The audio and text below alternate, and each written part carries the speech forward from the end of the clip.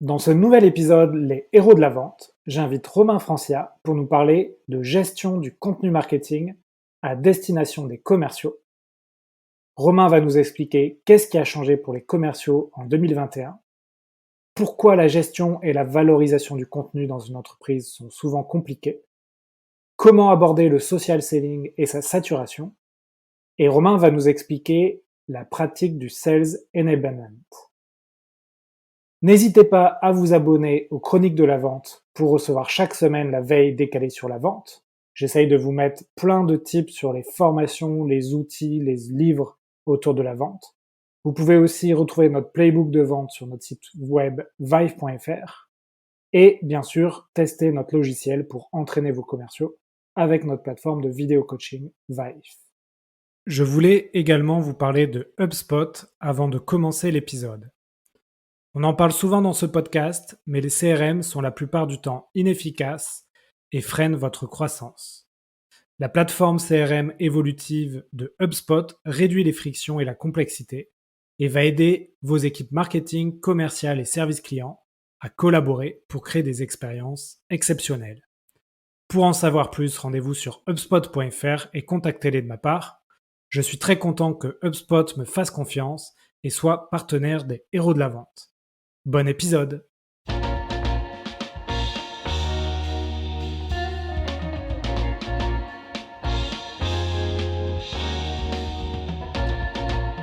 Bonjour à tous, bienvenue sur un nouvel épisode Les héros de la vente. Aujourd'hui, j'ai le plaisir d'accueillir Romain Francia. Romain, bonjour. Salut Alexandre. Alors Romain, j'ai eu le plaisir aussi d'accueillir ta conjointe, Caroline. Est-ce que tu peux te présenter également aux auditeurs? Bien sûr, alors mon nom est Romain Francia, je suis VP Sales Sud Europe pour une société qui s'appelle Seismic, qui est spécialisée sur le Sales Enablement. Avant ça, j'ai travaillé pour des gros éditeurs américains comme Oracle ou Salesforce.com et pour des plus petites compagnies, soit des startups, soit des scale-up israéliennes qui s'installaient en Europe avec différents rôles, différentes positions qui allaient grosso modo du Head of Sales en passant par le VP, mais toujours en lien avec le revenu et les opérations liées au revenu. Oh, Voilà, ça fait un peu plus de 20 ans maintenant que j'œuvre dans l'industrie du logiciel, que ce soit en SaaS ou, comme on disait à l'époque, on-premise, il y a de ça quelques temps. ok, bah, très bien. Écoute, on voit avec ta rapide présentation que effectivement, tu as des expériences dans des références quand même sur le marché du logiciel, Oracle, Salesforce, notamment dans la vente, dans d'autres boîtes plus petites où tu as fait différents postes dans la vente. Donc c'est intéressant, tu vas pouvoir nous donner un retour d'expérience là-dessus. Et tu as cité aussi le mot qui va nous permettre introduire le sujet d'aujourd'hui, tu as cité le mot Sales Enablement.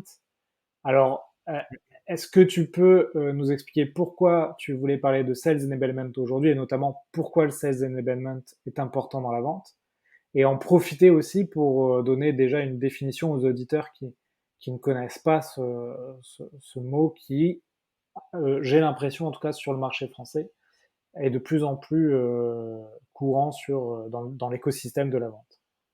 Bien sûr. Alors, le sales enablement, en bon français, c'est, l'ensemble des pratiques et des outils qui vont permettre d'automatiser un certain nombre de processus liés au métier de commercial. Ça va de l'apprentissage, donc ce qu'on appelle en anglais l'onboarding, c'est-à-dire la prise en main, la mise à niveau, l'apprentissage d'un nouvel entrant dans la fonction commerciale et ça recoupe le contenu, d'éventuelles validations en termes de connaissances, d'acquisition des connaissances, tout ce qui peut tourner autour des use cases, du contenu riche que l'on souhaite apprendre, mais aussi des choses plus procédurières, comme comment on crée une quote ou comment on va demain pouvoir positionner tel ou tel produit. Ça, c'est pour la partie mise à niveau ou onboarding des commerciaux. Sur le plus long terme, le sales enablement, c'est un ensemble de, comme je disais, de pratiques et d'outils qui permettent de capturer à la fois la data qui est pertinente pour le métier des commerciaux, c'est-à-dire le niveau d'engagement avec les clients, la consommation du contenu qu'ils peuvent partager avec leurs clients et leurs prospects, les retours qui peuvent être faits sur l'ensemble des engagements qui sont directement drivés par les commerciaux. Et ça permet en retour de fournir à la fois des analyses pointues, mais des insights ou des retours d'expérience sur non pas juste des ressentis, mais vraiment de la data qui va permettre ensuite d'améliorer à la fois la production du contenu d'un point de vue marketing, mais également sa diffusion et son utilisation par les différentes strates commerciales d'une entreprise. Ouais, Donc c'est assez nouveau, mais en même temps, c'est des choses qui étaient probablement plus manuelles et un peu plus artisanales il y a quelques années, et qui, du fait du changement du rôle et de la nature du métier de commercial aujourd'hui, sont amenées à devenir des incontournables, comme le CRM il y a quelques années, par exemple. d'accord. Ouais. J'ai l'impression, pour en avoir parlé avec d'autres directeurs commerciaux, effectivement que quand on parle du sales enablement, certains disent ça existait déjà avant. C'est un peu le lien entre le marketing et les vendeurs. Qu'est-ce que tu en penses sur l'opposition? Ça existait déjà avant, mais sans l'appeler sales enablement. Je pense que ce qui a changé fondamentalement, c'est le métier de commercial. Ouais, Et que du coup, que ce soit en termes de matière, c'est-à-dire la prépondérance du contenu. Le contenu est devenu extrêmement important, et il est devenu extrêmement, fourni. Que ce soit du côté vendeur ou du côté, acheteur ou prospect, ce qui est une des raisons pour lesquelles, pour moi, le métier de commercial a grandement évolué au cours des 10-15 dernières années, c'est qu'il y a plus d'asymétrie d'information. Avant, un commercial avait l'ensemble du savoir sur les offres de son entreprise, sa connaissance technique, sa connaissance du métier, qui faisait qu'il était, entre guillemets, expert par défaut. Aujourd'hui, il y a une telle symétrie de l'information, voire l'asymétrie de l'information est passée du côté acheteur, que la pléthore de contenus disponibles pour quiconque s'intéresse à un service, un produit ou une solution fait que aujourd'hui le vendeur est souvent dans une position où il en sait moins que son acheteur potentiel. Et les acheteurs n'engagent que une fois qu'ils ont fait 70% de la considération d'achat d'un produit ou d'un service. Ça, je pense que je répète un peu ce qui se dit depuis des années sur la digitalisation des cycles de vente, etc. Donc pour moi, dans tout ce qui, et notamment la vente complexe, cette asymétrie de l'information, cette symétrie de l'information a poussé nombre de commerciaux et d'entreprises qui forment leurs commerciaux à devenir beaucoup plus efficaces sur comment je mets à disposition du contenu qui soit pertinent, comment je n'assomme pas avec trop de contenu mes commerciaux, comment j'apprends aussi avec de la data à très grande échelle ce qui marche et ce qui ne marche pas pour pouvoir l'industrialiser. Je pense aussi ce qui a beaucoup changé, en tout cas dans le secteur de la tech, c'est la vitesse à laquelle les équipes commerciales grandissent. Dans notre industrie plus particulièrement, là je ne fais pas une généralité, mais la croissance des équipes commerciales sur des startups ou des scale-up est tellement rapide qu'aujourd'hui, à la fois l'onboarding dont je parlais, donc la formation et la mise à niveau des commerciaux en un temps record et leur nombre, c'est-à-dire la multiplication des entités commerciales, souvent dans des pays différents, parce qu'on est vraiment à l'heure de la globalisation, donc n'importe quelle petite entreprise, en tout cas digitale, va pouvoir se lancer sur différents marchés en même temps, ou en tout cas un cycle très rapproché, fait que l'échelle à laquelle aujourd'hui on doit à la fois embarquer, former des commerciaux et les maintenir à niveau sur des régions différentes, donc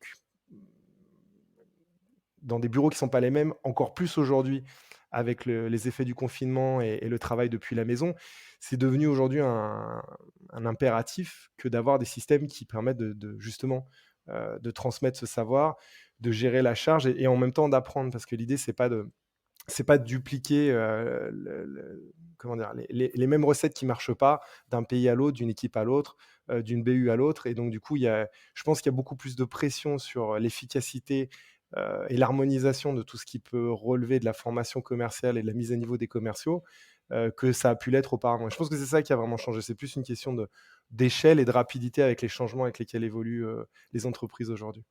ouais, donc en gros, dans la vente, il y a de plus en enfin, notamment sur de la vente de complexe et toi tu vends des logiciels, moi aussi, donc on est souvent dans ce domaine-là. Tu as de plus en plus de contenu, de prospects, d'acheteurs qui en savent autant que toi, voire plus. Et finalement, le sales enablement, c'est un aide ou un support pour les commerciaux, pour à la fois être bien formés, avoir du contenu pertinent, qualitatif, et tout ça avec de la data qui permet de prendre les bonnes décisions, de montrer le bon contenu au bon moment. Je résume bien selon toi. Exactement. Et j'ai 2 chiffres qui appuient ce que je dis. Le premier, c'est, on a fait une étude, donc ça comprend pas que des entreprises qui vendent de la tech, mais, en gros des entreprises plutôt B2B sur, 4 000 répondants, je crois. Un commercial aujourd'hui passe en moyenne entre 4 à 6 heures par semaine pour chercher du contenu. Et ça, c'est une moyenne très généraliste. Je soupçonne certains de passer beaucoup plus de temps. Est-ce que ce temps-là est bien mis à profit? Je pense pas. Je pense que tout le débat, c'est de dire comment je fais pour ramener la recherche pertinente de contenu, que ce soit, des plaquettes, une présentation PowerPoint, une vidéo, un use case, une price list, à quelque chose de minimaliste. Et c'est pas juste une recherche, hein, c'est pas juste une search box dans laquelle je vais taper, des mots-clés, parce que souvent les mots-clés viennent pas. Enfin, je veux dire, c'est un peu difficile pour un commercial, surtout quand il débute, de savoir exactement ce qu'il cherche. Donc il y a cette partie-là, de se dire: «Comment je fais pour réduire ce temps, de recherche et comment je fais pour améliorer l'expérience employée de mes commerciaux pour aller chercher le bon contenu au bon moment». La deuxième, c'est de l'autre côté, la production de contenu, que ce soit les présentations PowerPoint, par exemple, a explosé de plus de 170 d'un trimestre à l'autre, en moyenne sur des entreprises qui sont engagées dans des cycles de vente complexes, c'est-à-dire B2B, plusieurs mois de cycle de vente, etc. Et la troisième stat qui est hyper intéressante, c'est que en moyenne, entre 63 et 82 du contenu produit par les équipes marketing n'est pas ou jamais utilisé. C'est-à-dire jamais considéré par les équipes commerciales et a fortiori encore moins par les prospects ou les clients sur le terrain. Alors ça, on va parler du coup de ce sujet, le contenu, finalement, quand tu dis, tiens, t'es commercial, tu as besoin de montrer un contenu de qualité à tes prospects pour l'éduquer, en fait. Mmh. Ça semble évident, mais pourquoi, selon toi, finalement, c'est pas si évident que ça? C'est pas si facile que ça d'avoir du bon contenu? C'est quoi ton opinion là-dessus? Déjà, il faut arriver à produire ce contenu, c'est-à-dire qu'il faut que les équipes marketing aient, les bons feedbacks du terrain, enfin les bons retours du terrain pour leur permettre de produire un contenu qui ait de l'impact. Ça ne veut pas dire qu'il faut cloisonner leur créativité, ça veut dire qu'il faut qu'ils aient une réalité mise en face avec de la data. C'est-à-dire que, nous, on a l'exemple, chez Seismic, la plupart des présentations, enfin la vaste majorité des présentations qui sont envoyées à nos prospects ou à nos clients sont ensuite analysées en termes d'engagement. C'est-à-dire est-ce que le contenu a été ouvert? Est-ce qu'il a été partagé? Combien de temps? Et cetera. Donc ça, il y a vraiment l'analytics derrière qui permet de savoir si, à grande maille, une présentation PowerPoint pour un prospect qui est dans une première étape de considération du produit avec un commercial reçoit les bons éléments. Est-ce qu'il les considère ou pas? Et ça permet de fournir aux équipes marketing des, des, des retours de terrain de qualité. Comme ils le font d'ailleurs sur les sites web enfin, classiques avec énormément de trafic et sur lesquels ils peuvent traquer à peu près tout. Donc l'idée, premièrement, c'est ça, c'est leur donner un feedback pour produire du contenu de qualité. La deuxième chose, c'est comment est-ce qu'ils le mettent à disposition des commerciaux? C'est-à-dire comment est-ce qu'ils vont pouvoir faire remonter ce contenu si on prend l'exemple du contexte, au bon moment, au bon client. L'idée, c'est d'arriver à savoir sur une présentation à qui elle s'adresse, c'est-à-dire quel type d'audience on vise. Est-ce qu'on l'envoie à un autre directeur commercial? Est-ce qu'on l'envoie à un directeur des opérations? Est-ce qu'on l'envoie à quelqu'un, au contraire, qui est très opérationnel ou à l'inverse, qui fait partie du board d'une société? Et donc d'arriver à savoir quel contenu est le plus adapté. Et la dernière chose, c'est comment, dans le cycle de vente, je fais pour savoir si mon contenu est plutôt en phase de considération ou si je suis plutôt proche d'un closing et donc d'arriver à la signature proche d'un contrat pour savoir exactement ce que je peux partager. Et dans certaines industries, c'est même réglementé. C'est-à-dire que, par exemple, dans les services financiers, tu ne peux pas partager un certain nombre d'informations avant d'avoir été suffisamment engagé dans un cycle de vente pour ensuite pouvoir montrer des propositions ou des offres de services qui soient confidentielles. Donc l'idée, c'est vraiment de savoir comment je produis un contenu de qualité et ensuite comment, en interne, j'arrive à le promouvoir auprès de mes commerciaux pour que ça ait un impact à la fois sur leur efficacité, leur expérience employée et in fine sur leurs résultats, c'est-à-dire arriver à closer des deals. Et selon toi, la personne qui va faire du sales enablement dans une entreprise, c'est plutôt quelqu'un qui vient du marketing et qui va aider les commerciaux à montrer le bon contenu au bon moment, ou c'est plutôt finalement quelqu'un qui est plutôt dans le département commercial et qui va faire le lien avec le bas marketing. Est-ce que tu as une idée là-dessus ou ça peut être les deux finalement, où il n'y a pas de règles? Je pense pas qu'il y ait encore, d'études à ce sujet, en tout cas Ouais, j'en ai pas vu. Nous, dans les entreprises avec lesquelles on travaille en tant que client de Seismic, c'est souvent des gens qui viennent des équipes commerciales, ouais, et qui ont souvent un background en ops, en sales ops, en opération de vente. C'est-à-dire, ouais. la gestion du CRM, la gestion des des bases de données, pardon, Ouais, donc CRM client et cetera. Sales Ops, c'est vraiment les outils type CRM, c'est ça, hein. Exactement, exactement. Gestion du contenu, CRM, pourquoi pas outils de campagne, et cetera. Ouais, tout à fait. D'accord, très bien. Est-ce que tu penses, parce que là on a parlé tu vois, des équipes marketing, est-ce que tu penses que dans une entreprise plus petite ou prenons par exemple une boîte, allez, une petite PME entre 20, 50 salariés, est-ce que on peut faire du sales enablement ou c'est à partir d'un certain niveau finalement que ce poste devient important et primordial?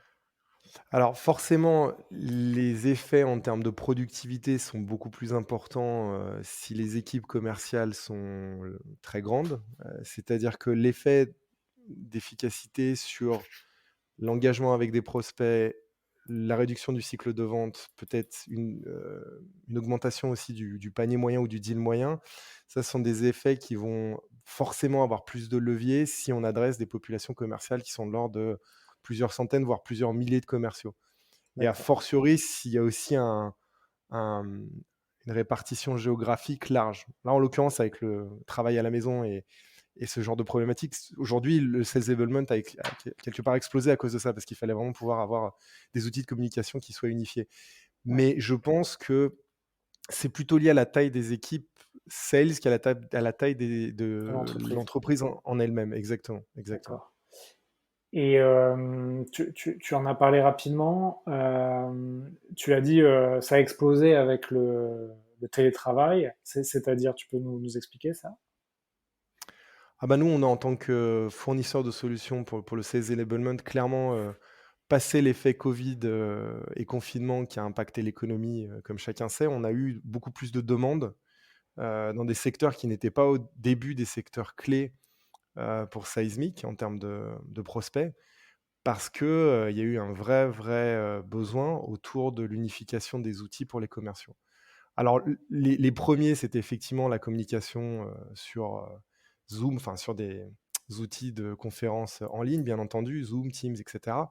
Mais assez vite, ça s'est déporté sur, comment je fais pour former, à distance, comment je fais pour, enabler, je suis désolé de Ouais, l'anglicisme, mes équipes à distance, comment je fais pour leur communiquer, des choses qui avant probablement se passaient en réunion commerciale où on présentait les derniers produits, les dernières présentations, les derniers pricing. Comment je fais aujourd'hui pour faire en sorte que tout le monde soit au courant, sans perdre l'information, sans la déformer et de manière assez agile, c'est-à-dire sans y passer non plus, des semaines. Et donc ça, c'est un vrai changement. d'accord. Alors, excuse-moi, il y a un hélicoptère qui passe à côté de chez moi. Je ne sais pas si tu l'as entendu. Non, pas du tout. Bon, bah, super. Ok, très bien. Et bah, écoute, c'est effectivement un des sujets aussi qu'on traite avec Vive. Donc là-dessus, on est sur la même longueur d'onde. J'avais vu une statistique aux États-Unis, les boîtes tech B2B, aujourd'hui, 60% de ces boîtes-là ont un poste de Sales Enablement, ce qui représente beaucoup de postes, hein. Si tu tapes sur Sales Navigator, Sales Enablement USA, tu vas trouver des milliers de personnes en poste. En France, j'ai l'impression, si tu tapes le même mot-clé sur le marché français, tu vas avoir une trentaine de personnes. C'est quoi ta vision là-dessus? C'est pareil, c'est quelque chose qui va se développer ou c'est pour l'instant réservé à un certain type de boîtes qui sont en gros des startups qui ont levé beaucoup d'argent?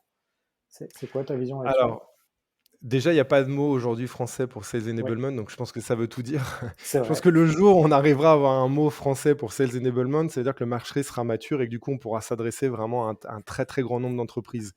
Maintenant, le mouvement de fond est là, effectivement, comme tu le dis, aux US, je pense que la vaste majorité des compagnies, alors bien entendu dans la tech, mais pas que, ont un poste de sales enablement parce que c'est un peu pour moi le CRM des années 2020. C'est-à-dire que Ouais, une des raisons aussi pour lesquelles je rejoins Seismic, c'est que je pense sincèrement que la promesse qui consiste à dire on va avoir un outil et des process qui vont permettre la gestion de contenu comme on peut le voir dans le B2C aujourd'hui.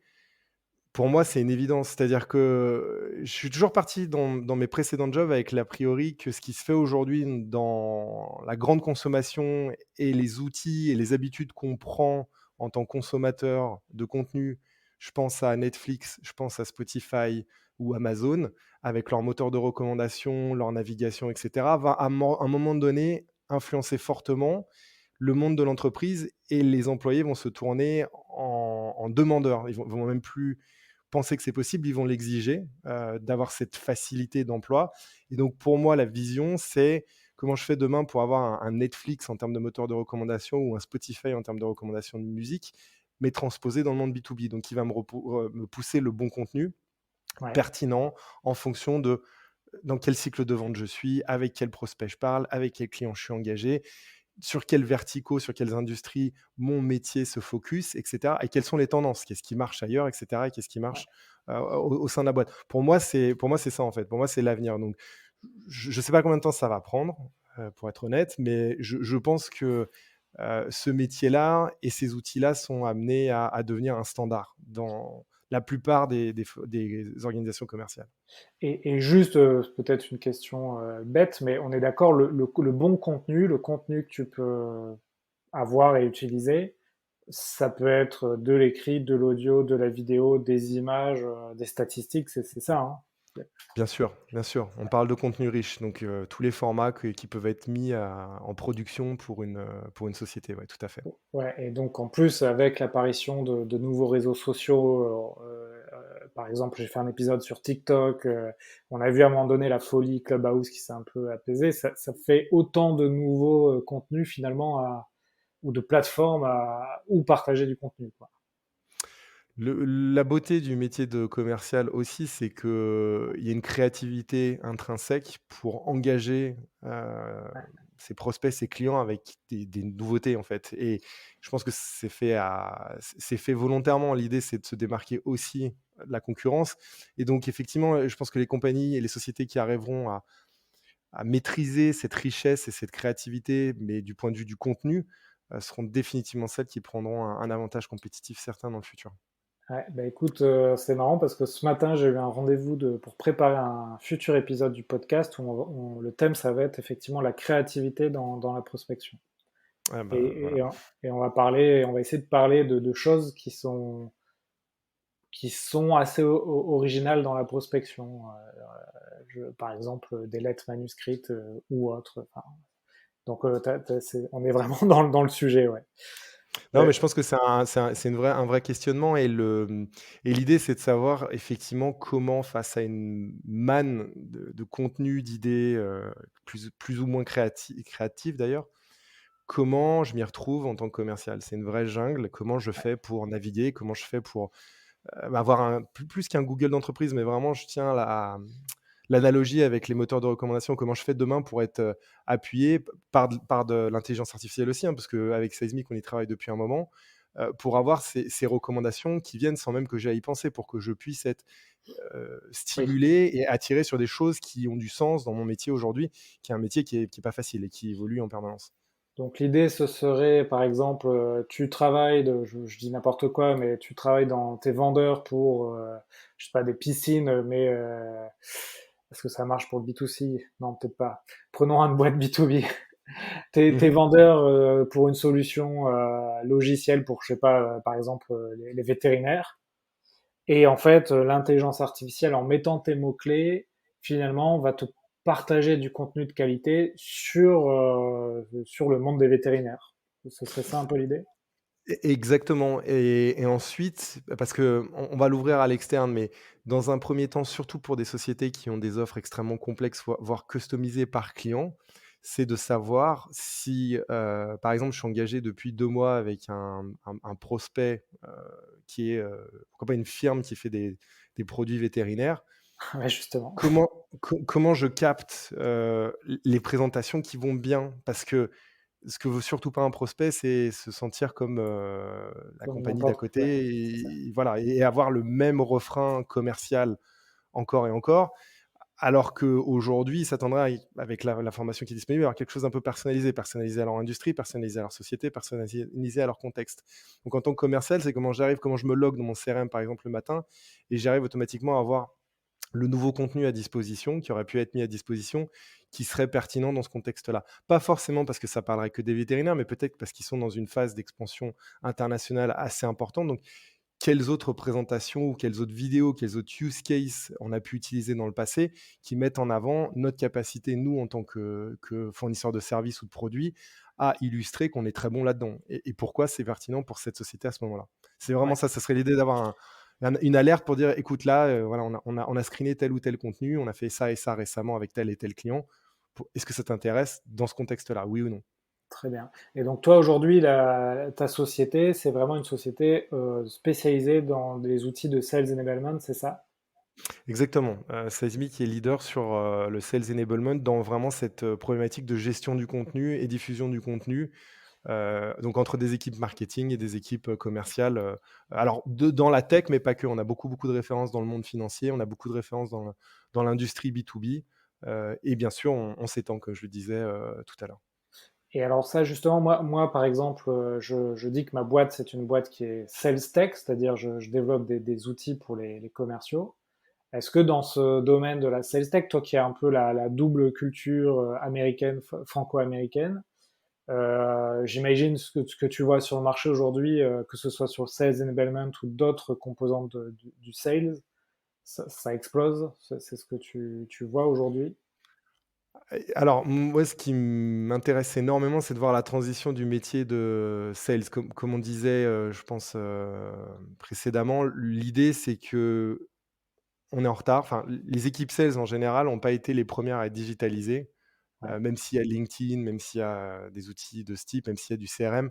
Quand on compare avec d'autres départements comme, le marketing, bien sûr, mais pas que, la logistique, la supply chain, même la facturation, ouais, finalement, les commerciaux sont pas encore à la pointe de ce qui se fait en termes de digital. Donc l'idée, effectivement, c'est que toutes ces boîtes de sales tech qui font du coaching, de l'onboarding, du sales enablement, de la prospection automatisée, de la mise en relation automatisée et ça va jusqu'à comprendre la psychologie, des acheteurs potentiels avec des scorings hyper personnalisés et hyper pertinents. Je pense que tout ça, ça va être ingéré comme des standards dans 5 ou 10 ans. C'est-à-dire qu'un commercial qui rentrera dans ce métier-là dans 10 ans s'attendra à avoir ces outils-là à disposition. ouais. Et je pense qu'effectivement, ce qui risque de se passer, c'est qu'il y en aura tellement que ça va être compliqué. À un moment donné, il faudra comme de la consolidation. Mais oui, je vois vraiment l'explosion des outils en sales tech, hein. On en parlait, que ce soit des Gong, des Chorus, des Six Sense, des Seismic, mais pas que. Que ce soit en enregistrement, coaching, vidéo, audio, promotion de contenu, moteur de recommandation, gestion des campagnes, identification des prospects, etc. etc. Je suis en extase quand on voit la créativité possible. Et c'est vrai que les États-Unis sont très, très friands. Les équipes commerciales aux États-Unis sont très, très friands de ce genre de tech. Et je pense que c'est une question de temps avant qu'on les voit débarquer en Europe. Ouais. Et ce que j'allais te demander, oui, c'était la question de, quand tu me parlais, je pensais au social selling, je le dis à la française, c'est-à-dire, Ouais, depuis pas mal d'années maintenant, on dit, quand tu es commercial aujourd'hui, tu dois toi-même créer du contenu et faire du personal branding, désolé hein, pour les anglicismes, mais de faire ouais. du contenu sur tes profils LinkedIn notamment, pour attirer ton prospect. Et c'est ça le social selling, c'est en gros, tu fais toi-même de l'inbound marketing, encore une fois, désolé pour les anglicismes, mais en gros, t'es ton propre outil marketing et tu produis toi-même ton contenu pour attirer des prospects. Alors, on voit bien que ça peut marcher, notamment quand tu as une activité indépendante, quand tu es dans une entreprise un peu moins évidente, parce que tu vas parler au nom de l'entreprise, au nom de toi-même. Qu'est-ce que tu en penses, toi, de ce courant un peu qui dit que aujourd'hui, il faut être très, très présent sur cette discipline qu'est le social selling? Alors, c'est une excellente question. Je pense définitivement que c'est le futur. Enfin, c'est même le présent parce que c'est même un petit peu saturé aujourd'hui. Tout le monde fait du personal branding, sur LinkedIn pour une raison ou une autre. Par contre, ce qui est extrêmement intéressant et c'est un tournant que ma société Seismic a pris il y a un an et demi ou 2 ans, c'est de savoir comment je fais pour, heu, automatiser et maîtriser ce qui est posté. Ouais, C'est-à-dire qu'avant, c'était plutôt l'apanage des départements marketing de savoir ce que je faisais sur les réseaux sociaux, qui soient en ligne avec l'image de ma marque et surtout pour éviter des faux pas ou de détériorer un peu l'image de marque que je peux avoir. Aujourd'hui, ça, avec l'explosion notamment de LinkedIn, ça tombe un petit peu sur les épaules des commerciaux. Parce que qu'est-ce que je dois poster en tant que commercial? Est-ce que c'est uniquement des choses qui sont pertinentes pour moi en tant que personne, en tant que professionnel? Ou est-ce que je dois aussi générer, comme tu disais, de l'inbound marketing en faisant la promotion de mes services, de ma compagnie, en mettant en avant des use cases? Ce qui semble être une vague de fond, parce que j'ai l'impression que la vaste majorité des professionnels dans la vente le font aujourd'hui à un certain niveau. Et l'idée, c'était comment on fait pour à la fois filtrer le contenu qui est pertinent pour ces gens-là d'un point de vue corporate et comment on fait pour maîtriser entre guillemets ce qui est posté pour pas que ça dégénère. Et ouais, donc, Seismic a fait l'acquisition d'une société qui aujourd'hui on appelle ça Live Social en bon français, mais qui était nommée auparavant Grapevine 6 au Canada et qui fait ça en fait surtout pour les entreprises qui œuvrent dans le milieu financier dans le pour lesquels les réglementations sont tellement strictes qu'ils peuvent littéralement, légalement, ne pas poster tout et n'importe quoi sur les offres de services financiers en ligne.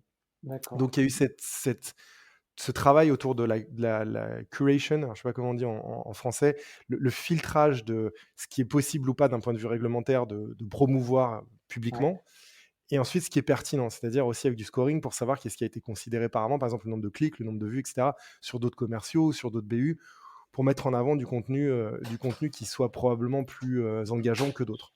Tu Et tu ça, effectivement, je pense que c'est aussi un tournant parce que le modèle de distribution de ce type de contenu-là et d'engagement sur les réseaux sociaux via les commerciaux, il est déjà présent. La question, c'est comment on fait pour pas le réglementer, mais l'organiser plutôt. Parce qu'après, nous, on a la tête dans le guidon là-dessus, mais je pense que c'est pas si évident que ça, hein, que les équipes commerciales postent de leur propre chef du contenu de qualité sur leur secteur, leur entreprise, sur LinkedIn.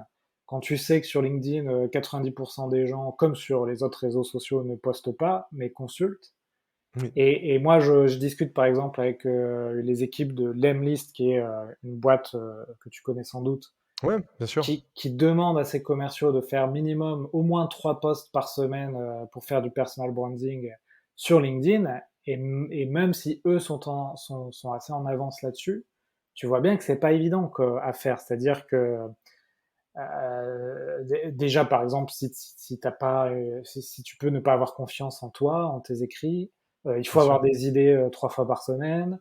bien Il sûr. faut pas que tu lises quelque chose à côté parce que ça peut être préjudiciable à ta boîte, mais aussi à toi-même, etc., Exactement. etc. Et en fait, finalement, tout ce dont on a parlé depuis le début, le sales enablement, son rôle serait d'aider les commerciaux à aussi développer du bon contenu pour ces réseaux-là.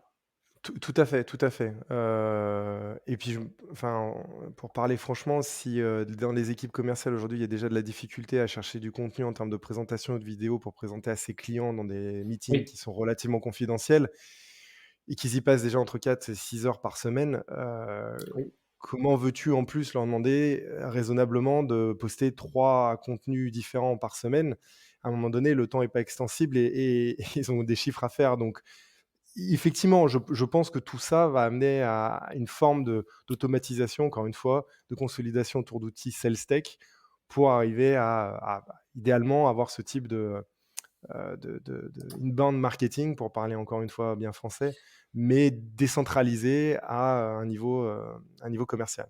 ouais, ouais. Ce qui est passionnant avec tout ça, c'est, tu l'as dit un peu en préambule, hein, c'est que finalement, 60% des jobs dans 10 ans n'existent pas encore, et en fait, tout ce dont on parle, ça va amener à la création de nouveaux postes qui n'existent pas. Et Oui, aujourd'hui en France, ça n'existe pas vraiment en fait le poste de sales enabler. Mais demain, ça le sera. Et dedans, le Sales Enabler, tu auras d'autres branches. Celui qui va s'occuper plutôt de la formation, l'autre plutôt du contenu, l'autre d'outils. Enfin, on en a parlé un peu du sales op, mais c'est ça qui est passionnant aujourd'hui Heu, dans ce qui se passe dans la exact vente. exactement, exactement. Ok, très bien, Romain. Bah, écoute, est-ce que tu as autre chose à ajouter sur ce sujet du sales enablement avant qu'on passe aux questions de la fin?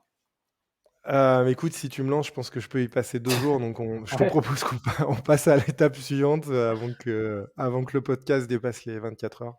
Juste pour finir ce sujet, donc si des auditeurs nous écoutent et ont une problématique justement de sales enablement, donc de gestion du contenu avec leurs commerciaux, etc., ils peuvent te contacter parce que toi, tu développes cette activité pour ton entreprise, pour la France et l'Europe, si j'ai bien compris. Bien sûr, l'Europe du Sud. Donc L'Europe aujourd'hui, du mon Sud, ouais. focus, c'est, France, péninsule ibérique, donc Espagne, Portugal et Italie. Oui, tout à Ok, fait. ok, super. Ben, n'hésitez pas à contacter Romain. Alors, sur les dernières questions que je pose à tous les invités, tu les connais déjà, hein, mais la première, c'est en termes de contenu, toi, est-ce que tu as des choses à conseiller qui peuvent être des choses récentes ou des choses plus vieilles sur la vente?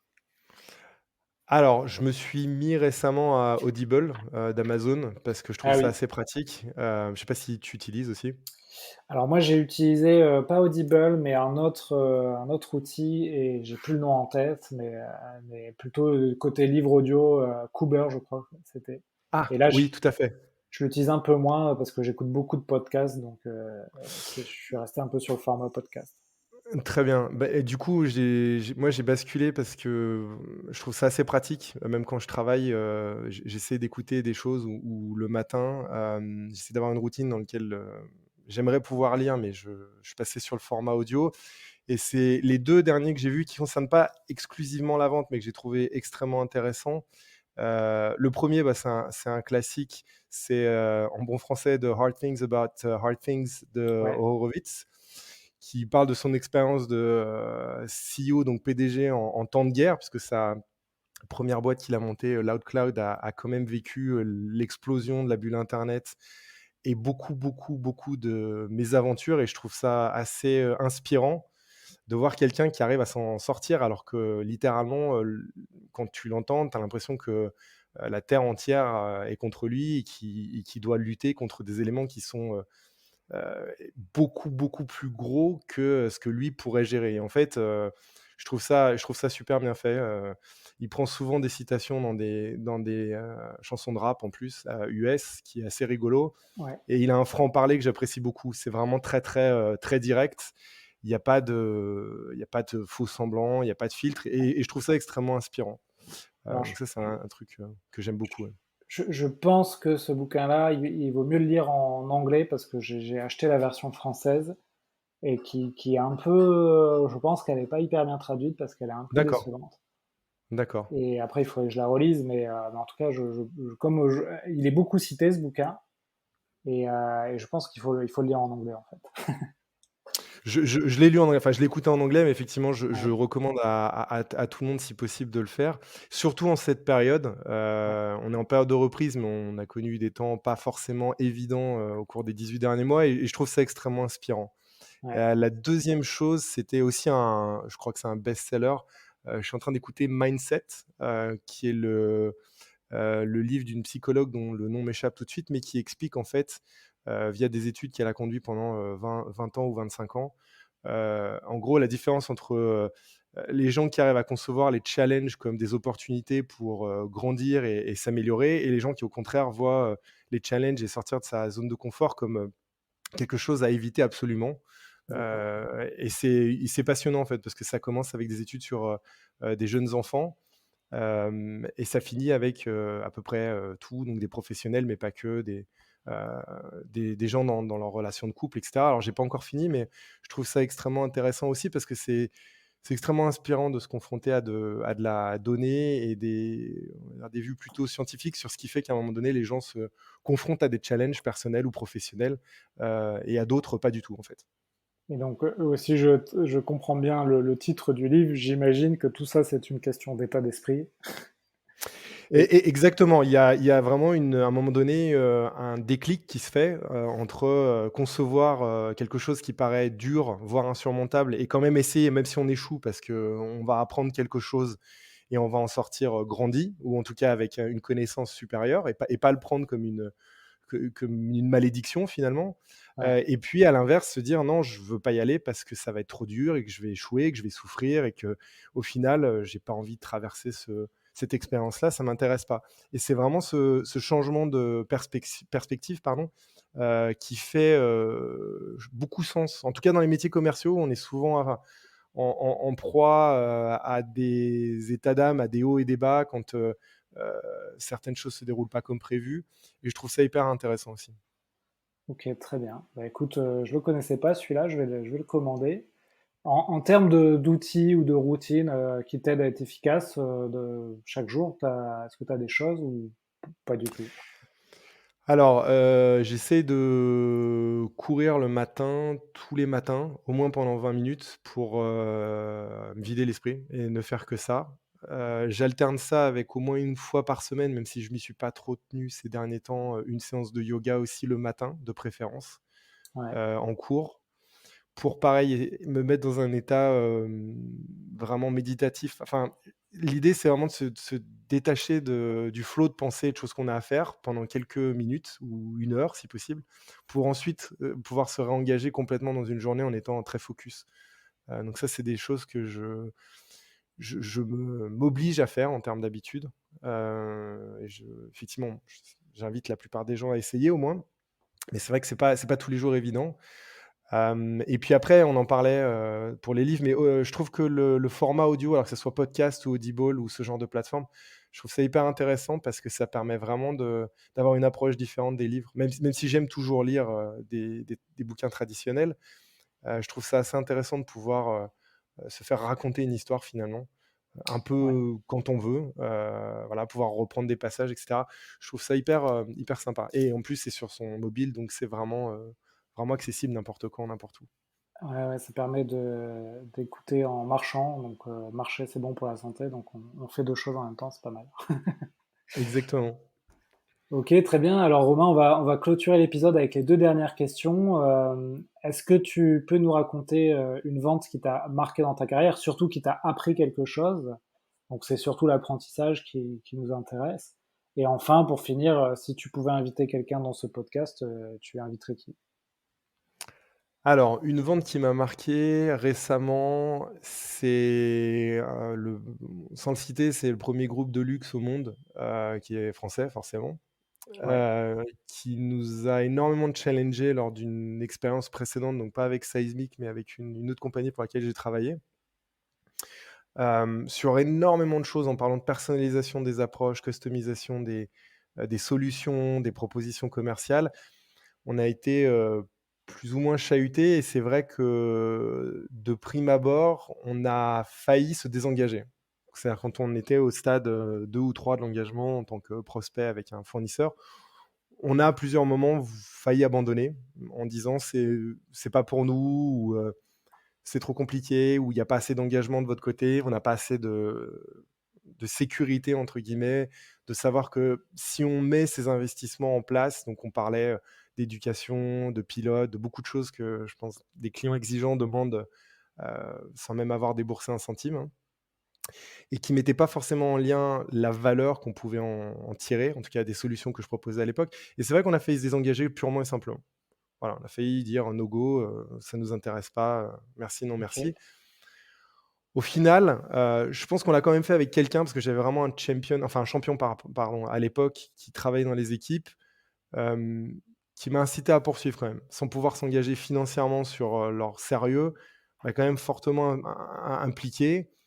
Du coup, j'ai dû convaincre beaucoup de gens en interne de le faire quand même, enfin d'y aller quand même, et on l'a fait, heu et en plus on l'a fait relativement bien puisqu'on a mis quand même pas mal de ressources sur la table, au final. Et non seulement on a réussi à convertir un premier contrat et un premier pilote en quelque chose d'extrêmement, successful, enfin extrêmement brillant, pardon. Et après ça, on a réussi au bout de 14 mois à faire monter un contrat, qui était, en dessous de 6 chiffres, à un contrat à plus de 7 chiffres, sur un OK. engagement annuel. Donc par les temps qui courent, c'est pas donné à toutes les startups ou scale-up, et je veux pas forcément inciter tout le monde à dire: «Il faut y aller, il faut investir sur tous les clients et il faut prendre des risques». parce que je trouve ça dommageable aussi pour la marque et bien entendu pour le business. Néanmoins, effectivement, avec le niveau de qualification nécessaire et surtout la présence de champion, enfin de champion, pardon, en français, pour la vente côté client, c'est vraiment essentiel. Et voilà, c'est ce qui m'a marqué. C'est ce qui m'a permis de réapprendre la valeur des gens quand on les côtoie et quand on arrive à se challenger mutuellement et à se faire confiance, finalement arriver à faire de très belles choses. Ok, très bien. Et donc, pour finir, tu aimerais inviter qui dans le podcast?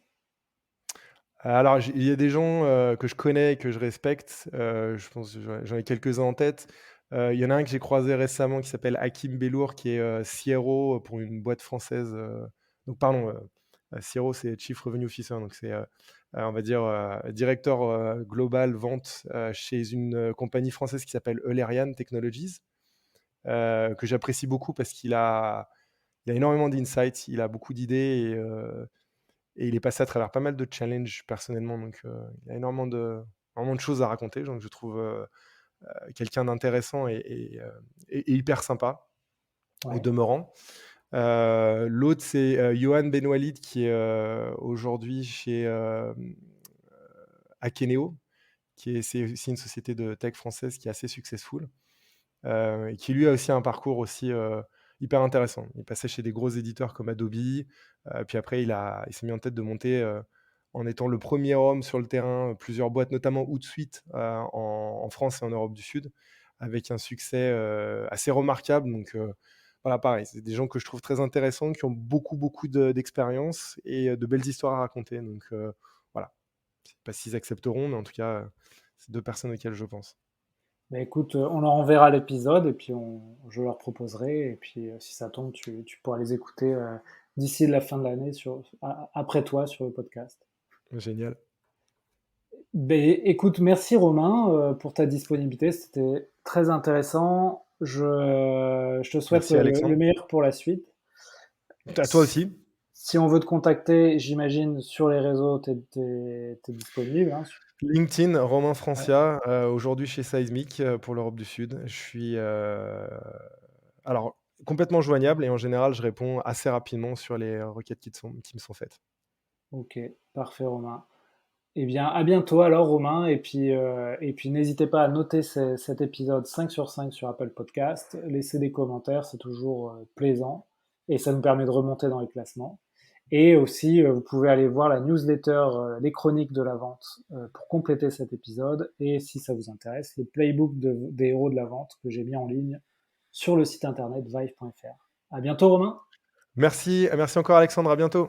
À bientôt. Voilà, j'espère que l'épisode vous a plu. Quelques infos avant de vous laisser. Donc, nous avons créé, en plus de la newsletter et du podcast, un TikTok sur la vente. Donc, vous tapez les héros de la vente sur TikTok, vous allez tomber dessus. J'espère que ça vous plaira. Nous avons aussi travaillé pendant 6 mois pour sortir un playbook de vente. Je vous en ai parlé un peu en intro. Donc, c'est un guide de 50 pages qui répertorie tous les conseils que j'ai eus dans ce podcast pendant 2 ans. Donc il y a un gros travail qui est fait là-dessus. On le vend 49 € sur notre site internet vive.fr, vyfe.fr. Vous pouvez le télécharger, l'avoir en PDF, en Word, en Google Doc, etc. Et surtout, je vous conseille de le mettre à votre sauce, c'est-à-dire que vous allez pouvoir mettre vos propres informations dans ce playbook et vous allez pouvoir le passer à vos collègues. Et ça va vous aider à faire des rendez-vous, à prospecter, à closer, à négocier. Donc voilà, j'espère que ça vous plaira. Pour ceux qui ont écouté le podcast jusqu'ici, il y a un code promo, c'est VIFE20, donc V majuscule YFE 20, et vous pourrez avoir un code promo, une remise de 20% sur le playbook. Voilà, c'est pour vous remercier d'avoir écouté jusqu'à la fin ce podcast. À bientôt tout le monde!